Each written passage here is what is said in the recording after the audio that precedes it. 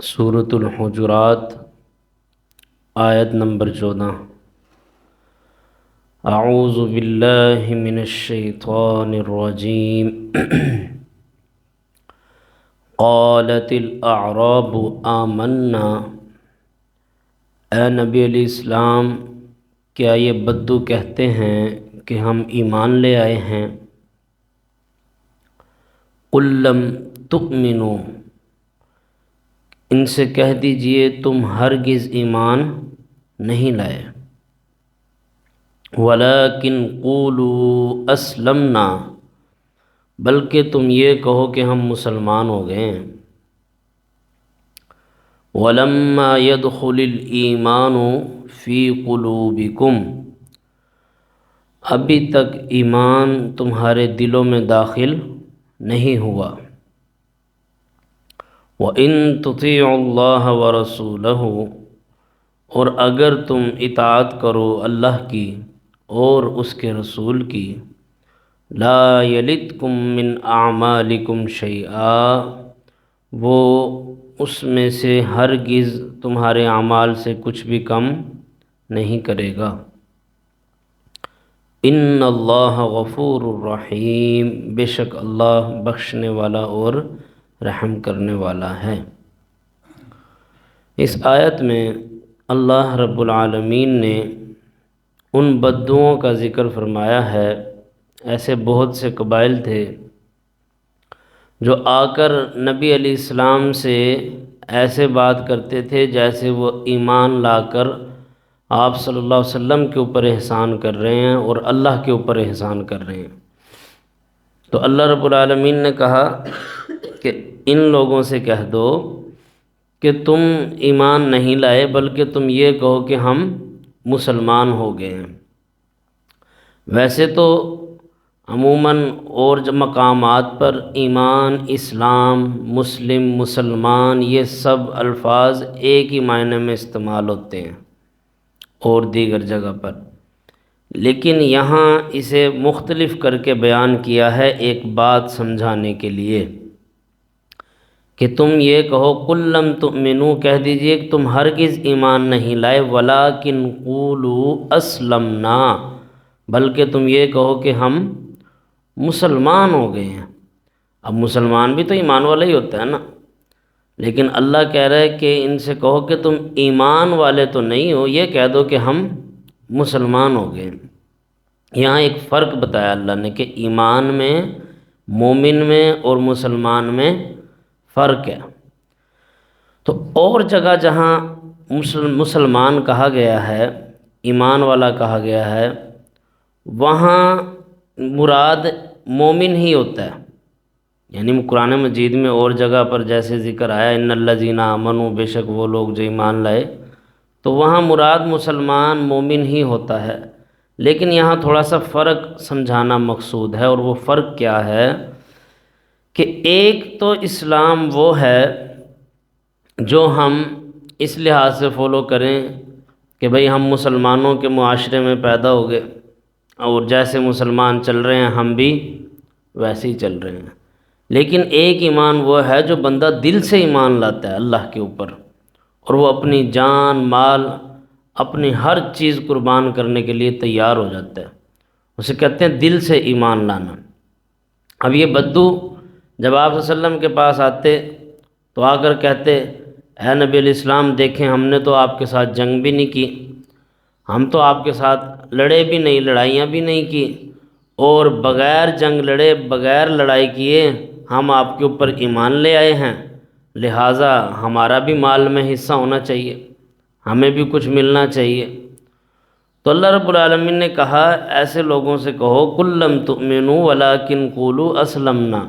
ان سے کہو کہ تم ایمان نہیں لائے بلکہ تم یہ کہو ہم مسلمان ہو گئے۔ ولما يدخل الایمان فی قلوبکم، ابھی تک ایمان تمہارے دلوں میں داخل نہیں ہوا۔ جن کے دلوں میں ایمان داخل ہو جائے پھر انہیں دنیا کی لالچ نہیں رہتی، اور جو دنیا کی لالچ میں پھرتے رہیں اور کہیں کہ ہم ایمان والے ہیں، تو ایک دل میں دو جہانوں کی محبت اکٹھی نہیں ہو سکتی۔ یا تو انسان کو آخرت کی فکر ہوگی یا پھر اپنی دنیا بنانے کی ہوگی۔ تو یہ جو دل سے ایمان لانا ہے یہ ہے کہ اللہ کے لیے انسان سب کچھ قربان کرنے کے لیے تیار ہو جائے، پھر اس پہ وہ کمپرومائز نہ کرے۔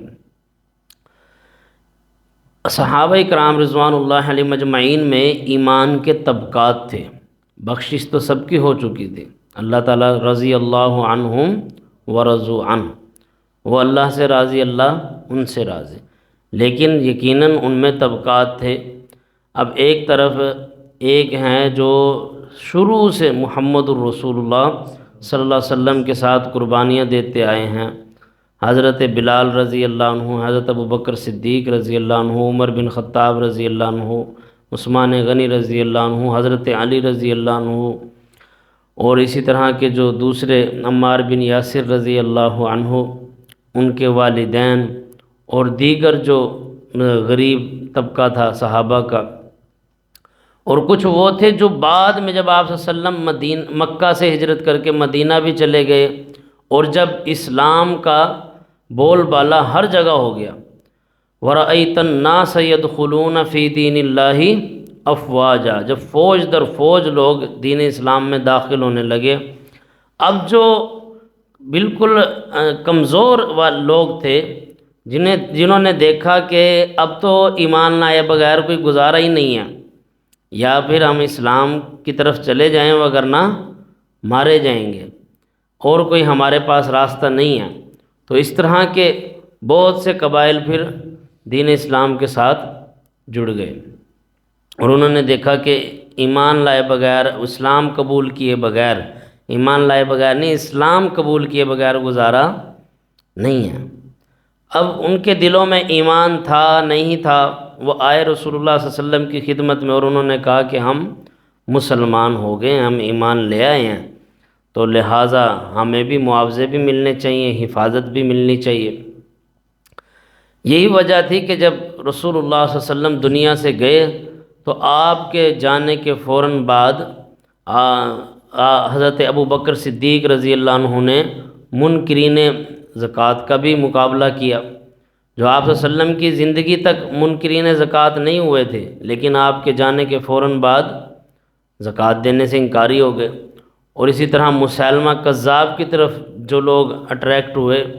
وہ بھی وہ لوگ تھے جن کے دلوں میں ایمان نہیں تھا۔ جی مسیلمہ کذاب نے نبوت کا دعویٰ کیا تھا، تو اس کی طرف بھی وہ لوگ مائل ہونا شروع ہو گئے جن کے دلوں میں ایمان نہیں تھا۔ تو یہاں فرق سمجھایا جا رہا ہے، اسلام تو وہ ہے، دیکھیں بات یہاں ایک سمجھنے کی یہ ہے کہ ایک ہوتا ہے قانونی مسلمان، کون ہوتا ہے؟ قانونی طور پہ مسلمان، یعنی ایک بندہ مسلمانوں کے گھر میں پیدا ہو گیا، اب وہ ادھر ہی بڑا ہوا پلا، اب وہ قانونی طور پہ مسلمان ہے، پاکستان کے شناختی کارڈ میں بھی وہ مسلمان ہے، اور دنیا کی زندگی میں اسے مسلمانوں والا ہی پروٹوکول بھی ملے گا، یعنی مسلمانوں کے ملک میں رہ رہا ہے، اسی حساب سے اس کی حفاظت ہے، یعنی اس کے ظاہر پر یقین کیا جائے گا، اس کے اندر دل میں کیا ہے اس پہ فتویٰ نہیں لگے گا، یعنی کوئی کیا کچھ بھی کر رہا ہے، اگر وہ کہتا ہے کہ میں مسلمان ہوں، اللہ کو مانتا ہوں، آپ صلی اللہ علیہ وسلم کو مانتا ہوں، یہ سارے اس کا کیا ہے؟ ظاہری اسلام ہے، تو ظاہر پر ہی فتویٰ لگے گا۔ لیکن کل قیامت کے دن اس کے بالکل الٹ ہوگا کام، کل قیامت کے دن ظاہر کو دیکھا ہی نہیں جائے گا، کل قیامت کے دن فیصلہ ہوگا دل کا ایمان پر، کہ اس کے دل میں کیا تھا، دل میں ایمان تھا یا نہیں تھا۔ وہ پھر پاکستان کے شناختی کارڈ میں مسلمان ہو یا نہ ہو، اللہ کو اس سے کوئی لینا دینا نہیں ہے، اللہ نے یہ دیکھنا ہے کہ انسان کے دل میں ایمان تھا یا نہیں تھا۔ تو یہ فیصلہ ہر بندے نے خود کرنا ہے کہ اس کے دل میں کتنا ایمان ہے، کیا وہ اس لیے مسلمان ہے کہ اس کے والدین مسلمان تھے، کیا وہ اس لیے مسلمان ہے کہ وہ مسلمانوں کے معاشرے میں رہ رہا ہے، کیا وہ اس لیے مسلمان ہے کہ اس کے پاس مسلمان ہونے کے علاوہ کوئی گزارا نہیں ہے، یا پھر وہ اس لیے مسلمان ہے کہ وہ واقعی ہی دین اسلام کو سچا سمجھتا ہے اور دل سے اللہ اور اس کے رسول پہ ایمان لاتا ہے اور اس حساب سے اپنی آخرت کی تیاری کرتا ہے، یہ فیصلہ یا تو انسان خود کر سکتا ہے اپنے دل کا،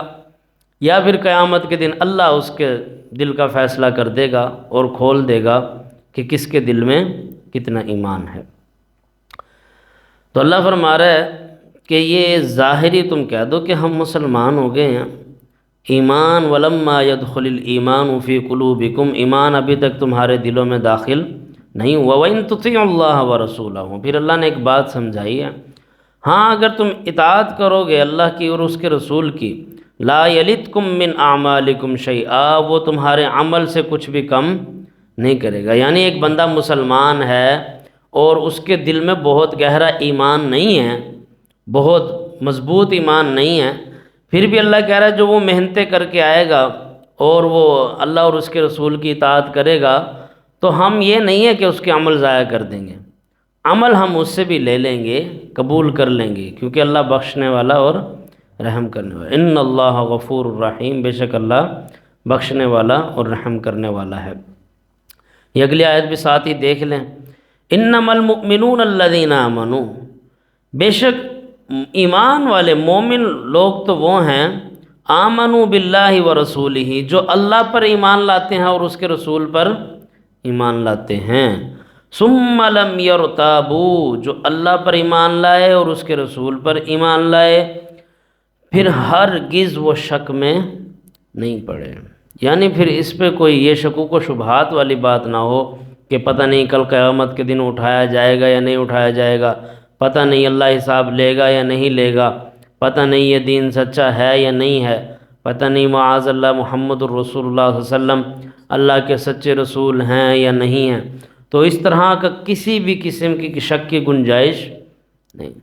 اگر بالکل بھی ذرہ برابر بھی شک نہیں ہے، اللہ کہتا ہے یہ ہیں مومن،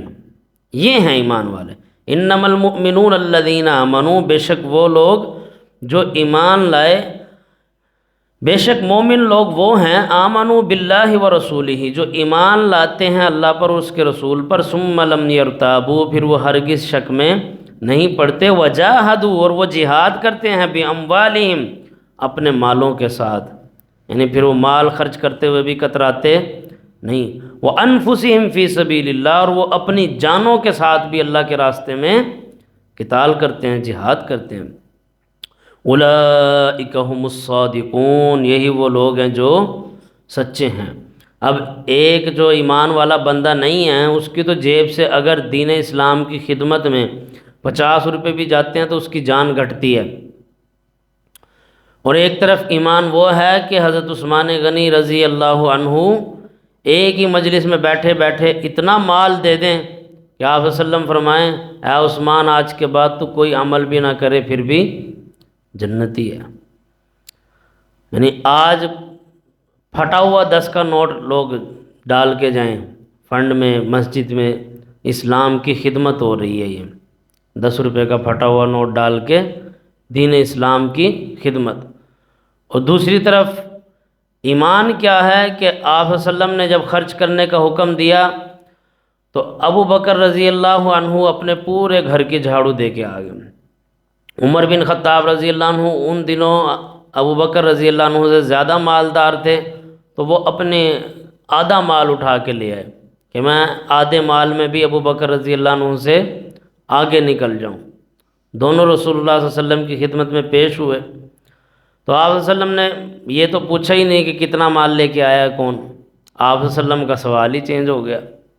یعنی آپ نے یہ نہیں پوچھا کون کتنا مال لایا، تو جب آپ صلی اللہ علیہ وسلم نے پوچھا کہ پیچھے کیا چھوڑ کے آئے ہو، تو عمر بن خطاب رضی اللہ عنہ وہیں سمجھ گئے کہ میں تو ہار گیا، ابو بکر سے آگے نہیں نکل سکتا، کیونکہ چاہے عمر بن خطاب رضی اللہ عنہ کا مال زیادہ تھا لیکن پیچھے تو آدھا مال چھوڑ کے آئے تھے، ابو بکر رضی اللہ عنہ کا مال چاہے تھوڑا تھا لیکن پیچھے کچھ بھی نہیں چھوڑ کے، تو عمر بن خطاب رضی اللہ عنہ نے کہا میں پیچھے آدھا مال چھوڑ کے آیا ہوں، ابو بکر رضی اللہ عنہ نے کہا میں پورے گھر کی جھاڑو دے آیا ہوں، پیچھے اللہ اور اس کے رسول کی محبت کو چھوڑ کے آیا ہوں۔ یہ ہے ایمان کہ اپنے مال کے ساتھ بھی جہاد کرنا ہے، اپنی جان بھی لٹانی ہے۔ اللہ کہتا ہے تب تو ہو سچے مومن، وگرنہ ظاہری طور پہ مسلمان ہو سکتے ہو، اسلام قبول کر لیا، کہہ دو کہ ہم مسلمان ہو گئے، لیکن یہ اللہ پر احسان نہیں ہے، اللہ کا تم پر احسان ہے۔ یہ انشاءاللہ ہم کل پڑھیں گے